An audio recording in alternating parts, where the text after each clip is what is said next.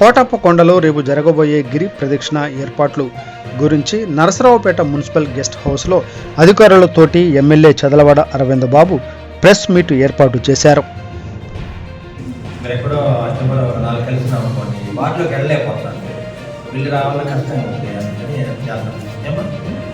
కష్టం అనుకోవద్దు చూస్తున్నారు కాబట్టి మనం తెచ్చిన తర్వాత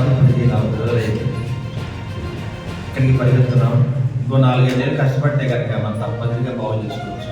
ఏమా మీరు చూడండి, మీ వాటిలో మీడియా సోదరులందరికీ ధన్యవాదాలు తెలియజేస్తూ మరి రేపు జరగబోయే తొలేకాదశి మరి ప్రజలందరికీ కూడా శుభాకాంక్షలు తెలియజేస్తూ మరి ఈ కార్యక్రమాన్ని కోటప్పకొండ దగ్గర గొప్పగా ఏర్పాటు చేయడం జరిగింది. మరి ఈ కార్యక్రమానికి మరి కలెక్టర్ గారు, అదేవిధంగా ఎస్పీ గారు, మున్సిపల్ కమిషనర్ గారు, మరి ప్రభుత్వ అధికారులందరూ కూడా మరి కోటప్పకొండ దగ్గర జరిగే తొలేకాదశి పండుగకు అందరూ హాజరవుతారు. ఈ కార్యక్రమానికి దాదాపు 20,000 మంది 30,000 మంది మరి భక్తులు వచ్చే అవకాశం ఉన్నాయి కాబట్టి అన్ని ఏర్పాట్లు ఘనంగా చేస్తూ ఉన్నాము. ప్రభుత్వ పరంగా మరి కోటప్పకొండ దేవాలయ పరంగా అందరం కూడా అన్ని ఏర్పాట్లు చక్కగా చేయడం జరుగుతుంది. అదేవిధంగా ఆ రోజు జరిగే గిరి ప్రదక్షిణకి దాదాపు 8 కిలోమీటర్ల దూరం ఉంది. పాదయాత్ర చేయడానికి వీలుగా అన్ని ఏర్పాటు చేయడం జరిగింది. ఎక్కడ కూడా రాళ్ళు ముళ్ళు గుచ్చుకోకుండా అన్ని ఏర్పాట్లు సదవకాశం చేయడం జరిగింది. మరి ఈ కార్యక్రమాన్ని దగ్గర నుండి కలెక్టర్ గారు కానీ, ఎస్పీ గారు, మున్సిపల్ కమిషనర్ గారు, ఈఓ గారు, అదేవిధంగా డిఎఫ్ఓ గారు అందరూ కూడా అందుబాటులో ఉన్నారు.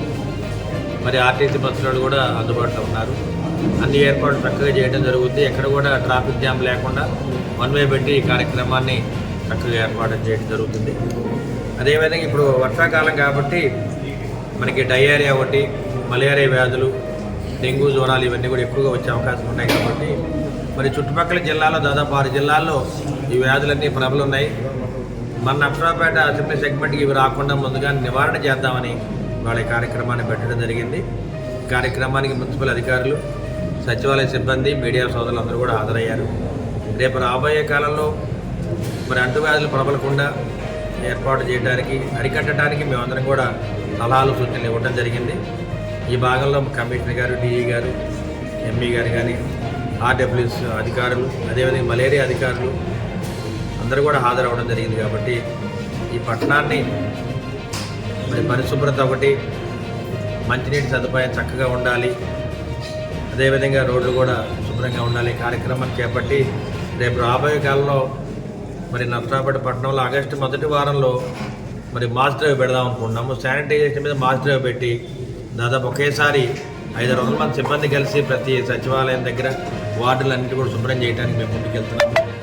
మరి ముఖ్యమంత్రి చంద్రబాబు నాయుడు ఇచ్చిన ఆదేశాల మేరకు, అదేవిధంగా మా మున్సిపల్ మినిస్టర్ గారు ఇచ్చిన ఆదేశాల మేరకు ప్రతి పట్టణాన్ని శుభ్రంగా తీర్చిదిద్దుతాము.